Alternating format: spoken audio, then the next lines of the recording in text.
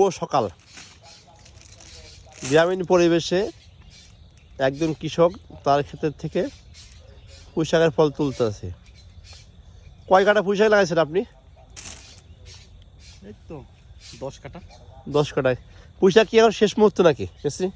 হ্যাঁ, পোশাক শেষ মুহূর্তে এই দেখতে পাচ্ছেন প্রায় শেষ। এটা এ তোলা শেষ, তারপরে ধানের জন্য পানি দেওয়া হবে। বর্তমানে কেমন বেচা কেনা হয়েছে আপনার পুঁই শাকে? আলহামদুলিল্লাহ 10 কাঠা খেতে প্রায় 80-85 হাজার টাকা হয়ে গেছে। 80-85 বেচছেন? তাও তো একটু লেট হওয়ার কারণে বর্তমানে এই অবস্থা।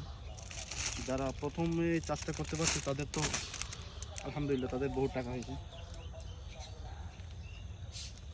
এখন লাস্টের দিকে, তারপর ইনশাল্লাহ ভালো। এখন দাম কত 1 কেজি? 25 টাকা 30 টাকা। 25 টাকা 30 টাকা। মানে ফুলকপির থেকে বেশি ভালো।